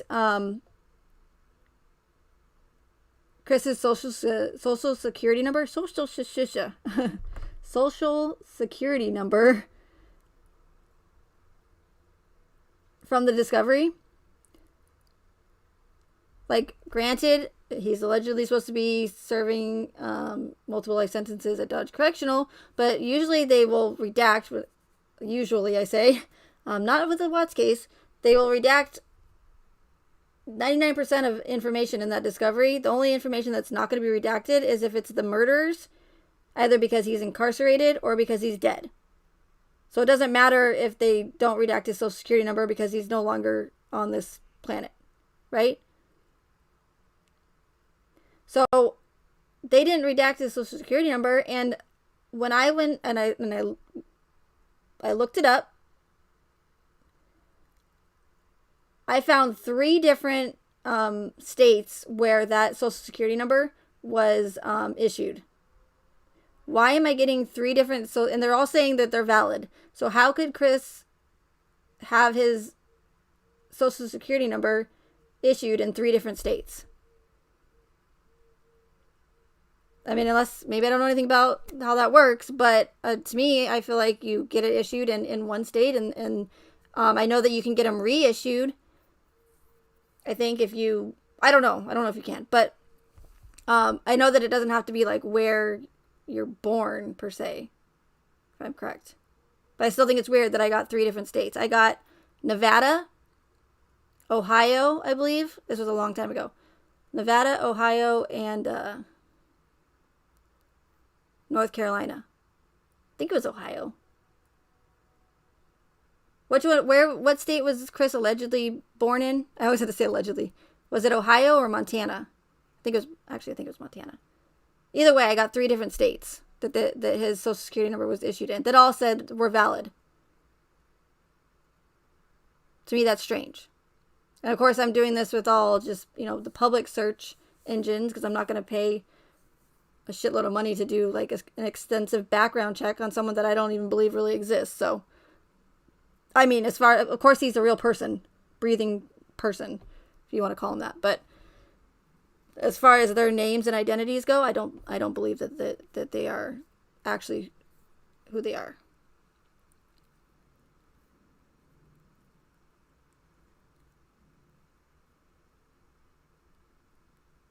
Yeah, exactly. High hopes. Yeah, and not only that, but with no one's personal information redacted.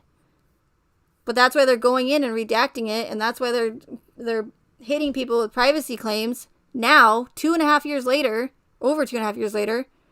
They're just now going in and hitting people with privacy strikes. They're doing that now because they're trying to cover their own asses and trying to, Mandela affect us, right, per se, or essentially, and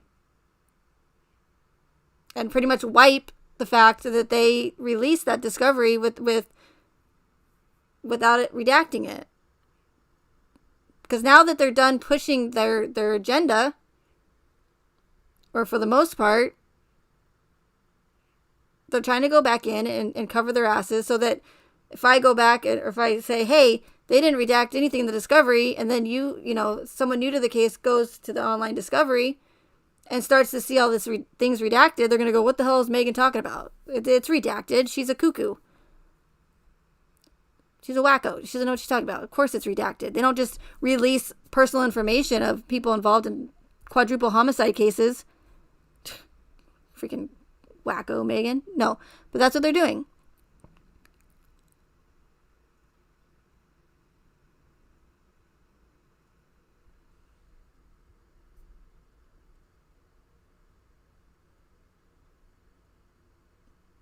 Yeah, exactly. High hopes.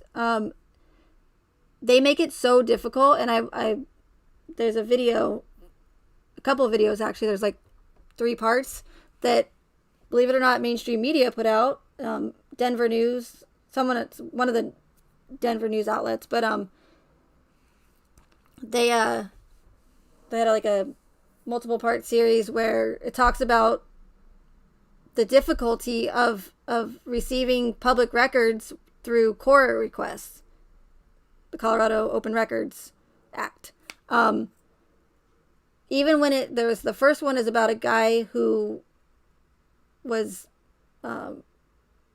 profiled from police officers. He left his job, was driving home, saw that these police officers were, trailing him, and followed him home, waited till he got out of his vehicle and he was in his front yard, and then profiled him, because he was black, or so the story goes, and ended up, I don't know, something happened where he ended up getting arrested, but he didn't do anything wrong. So I guess he had to get a whole bunch of lawyers, pay a bunch of money, and just to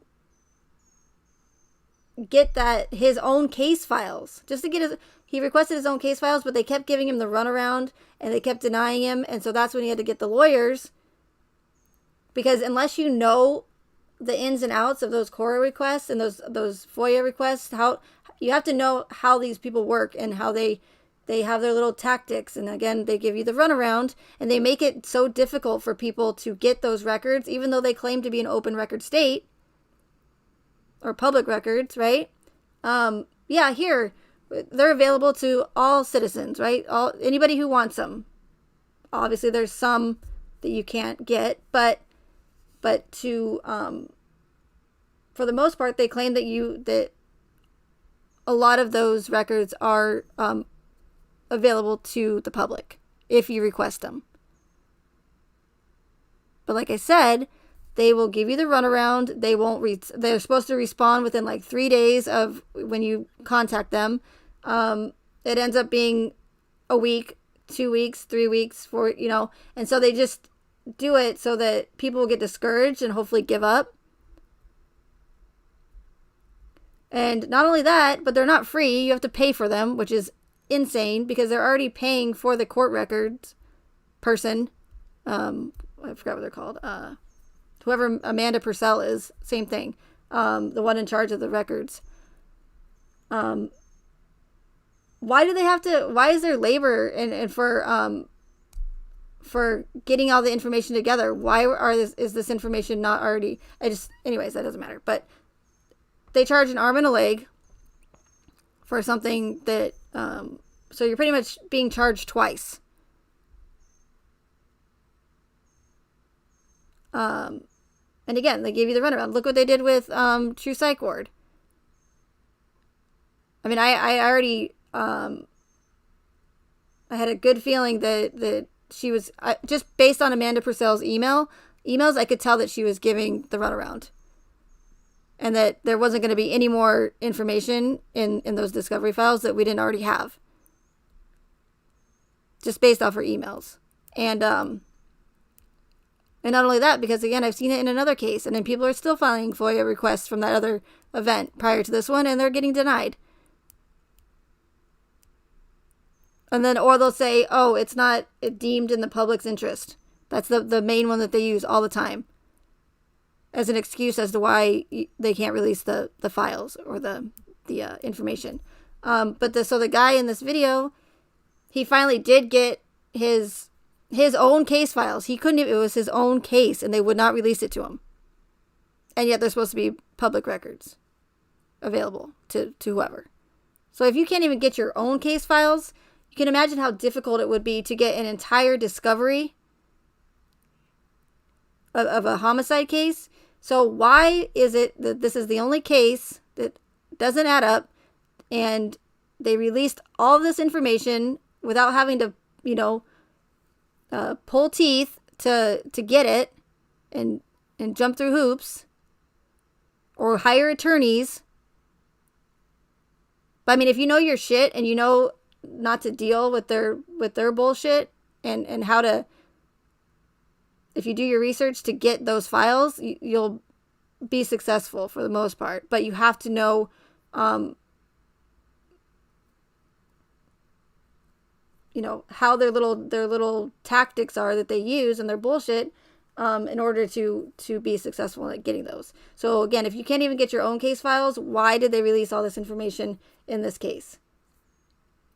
It even says in the statutes that you have to redact personal information, and not only personal information, but personal information of minors, children. And if there's, for some reason, like if it's a child custody dispute or something, if for some reason the minor's name can't be redacted fully, if it has to be for whatever reason somewhat shown, you're only supposed to do the first initial and last initial or something of the child.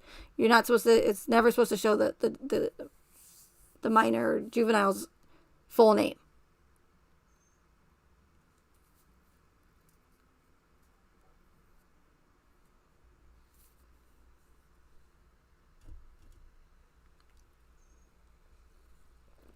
Due to your sources and methods, they couldn't release my files. That's the reason they gave you. Yeah, and they're supposed to give you a reason as to why your request was denied. But again, I've never heard that one, sources and methods, but they like to use that one.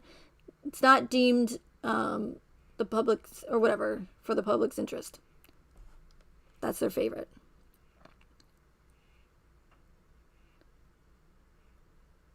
And I was told if I take it to trial, even if I found innocent, you still get jail time. Oh my God, where do you live? Well, but yeah, that's a whole nother topic. Our justice system is so freaking fucked up. It's crazy. I mean, you can literally get like 20 years to life for your first drug distribution or whatever, for selling drugs, for your first offense. But if you're a pedophile or a sex offender,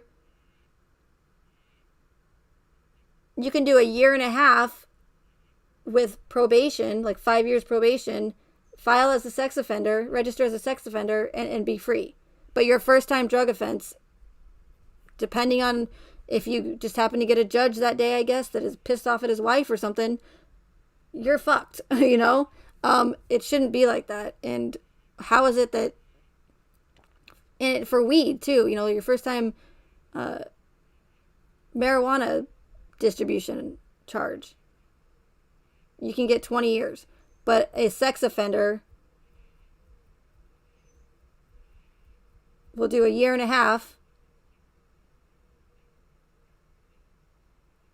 And hey, if you register for a sex offender and you so we can keep an eye on you, and you do your 5 years probation, that's all, you only have to do a year and a half. That's some messed up shit.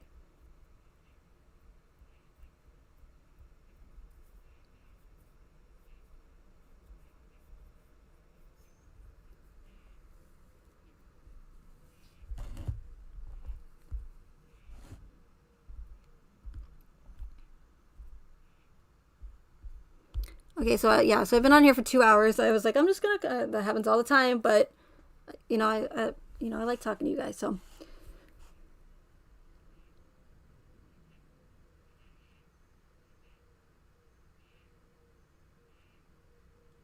Hey, Emma. So what I'm going to do is I'm going to put my DLive link, and I know it's a pain in the butt, but it's actually but it's it's super laid back there on that platform.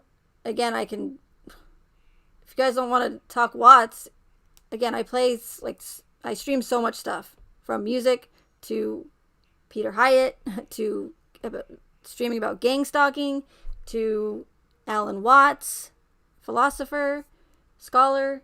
What else did I stream about? Documentaries I've played. Yeah, you name it, because it's not censored over there. So it's just it's a cool community. So for now, but if you don't mind signing up for another platform, and it does take a little bit getting used to, but once you do, it's not that bad. There are some glitches still, but again, I am able to talk more about my theory, and I'm not as repetitive over there as I am over here, because I feel, again, like I have to just I always have to watch what I say over here. So if you are interested in seeing video, which I'm going to do on DLive now, I'm going to play a couple RV Truth videos for you guys, as well as an ODD. I played his video a few days ago, but I want to play it again for anybody that missed it, where they talk about the Hegelian dialectic, or ODD does anyways, the Hegelian dialectic, the problem, reaction, solution, and how they've been using that to manipulate us and pass laws and essentially trick us into having our rights taken away. So ODD talks about that in his video, and then RV Truth is going to, and they're not long by all means, they're just 10 minutes. RV Truth's video, he's going to talk about a lot of the symbolism, how they put it in plain sight, and the numerology and just how they put it through all of these events. And that's one of the major ways you can spot these events. And so that's, like I said, I'm hoping that one day their symbolism will be their downfall, because again, they do not hide it whatsoever with the predictive programming. They literally put it in plain sight for everyone to see, but the majority of people have no idea unless you know what to look for. And again, you don't even have to look for it, so I don't like to say that, because it's literally right in our faces. So he's going to talk about that symbolism that I talk about as well, as far as the Watts case goes. And he's someone that's been exposing these other tragic events, orchestrated events, for some time now. So I want to show you guys that I'm not the only one talking about it, and that it's happening not just in true crime, but in other events as well. So and that's the way that, hopefully, that's how I was able to see this case for what it really is, because I watched videos and I watched truth channels, and it didn't just happen overnight. It was several years. 9/11 was a huge eye-opener for me, and that's what got me interested in researching the corruption of the government, and the possibility that they might not have our best interests in mind. So that's why I encourage you guys to go to DLive, so that you can see some of this other content for yourselves as well. So that way,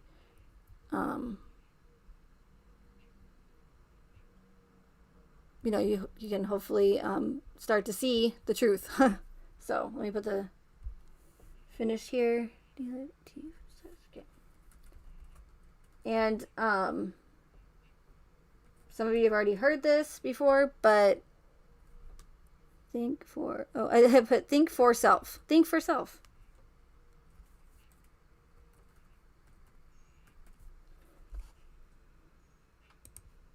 Okay, there's the... Hey, Charma Lily. Nice to see you. There's my DLive link. Make sure it's right. DLive.tv, think for yourself. Okay. Or you can just download DLive and then search for Think for Yourself. Same name. But if you're on your phone, if you do decide to sign up over there, if you're on your phone, and you go to comment in the chat, there's a gray, like a light gray arrow to the right of the chat box. That's not the send button to send your comment to the chat. That's actually just the share button to share the channel. I made the mistake of trying to hit that arrow and not hit the send button on my actual keyboard on my phone. And it took me literally like 2 weeks to figure out that I did not have to purchase lemons or purchase anything to comment in the chat, that I just have to hit the send button on my phone. Now, if you're on desktop, it's different. So it's set up differently. But if you're on your phone and you're having trouble, or it's telling you that you have to watch videos or purchase lemons, you don't have to do that. You don't have to pay to chat or purchase anything. Just make sure you hit the send button to send your comment on your actual keyboard.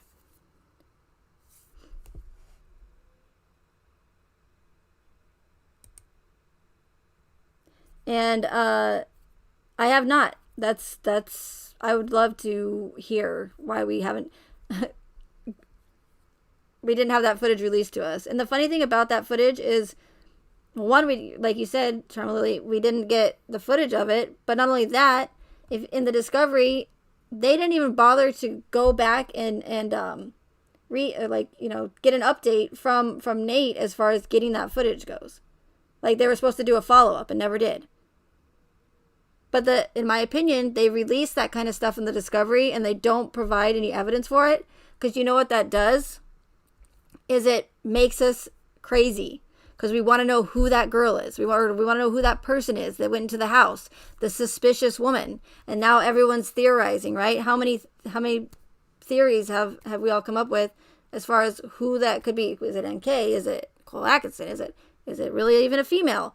Who was in the house on that September day where they went to go and check the whole house and whatnot, right? They do that on purpose so that it will drive us mad, send us down rabbit holes trying to figure out who in the hell she is. And it distracts us from what's really going on in the world and what's really going on around us. So that they can either pass a law right underneath our noses without us even knowing, whether it be to observe our behavior as we're trying to figure out what in the hell happened with this case, right? So it's done on purpose, and that's why they don't give us anything relevant in this case. They didn't give us anything at all relevant that would make us have closure or some sort of understanding as to why Chris did what he did, or anything for that matter. They don't care that we think that it's a cover-up. You know what I mean? And they're never going to come out and answer any of these questions for us because they don't have to, because they're allowed to legally do it.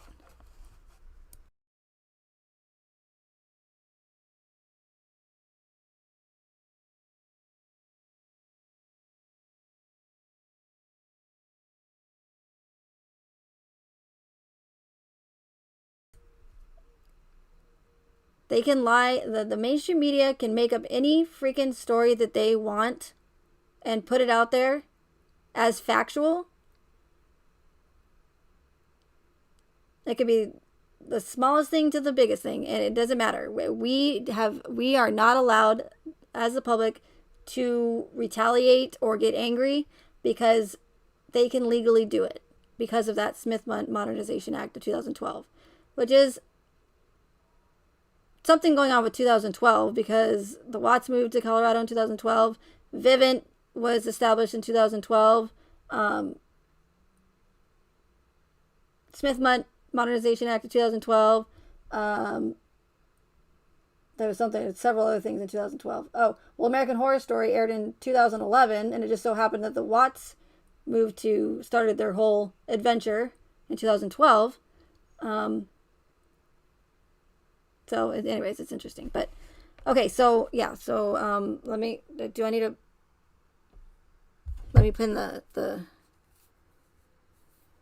let me pin the link one more time in the chat for you guys, and I think it's in the description as well.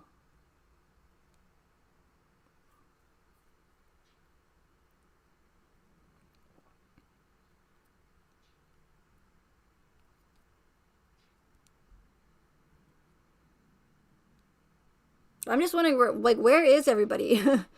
I'm gonna get several messages that say, "I didn't know you were live.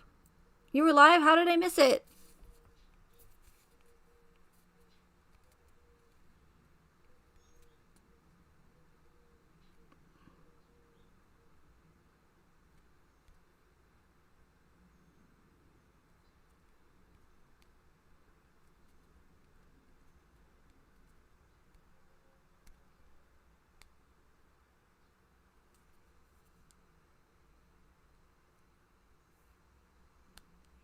Okay, so I pinned it to the top in case you guys need the DLive link again.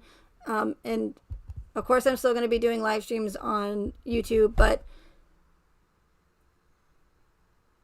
again, so much easier to do it on DLive, and I can show so many more videos that are relevant to what I'm trying to show you guys as far as these cases go. So,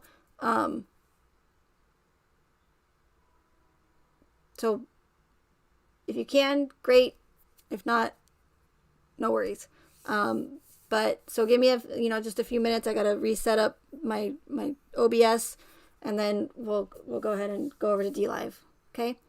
So thank you all for being here. I really appreciate it. I always appreciate your support, and I'll see you next time.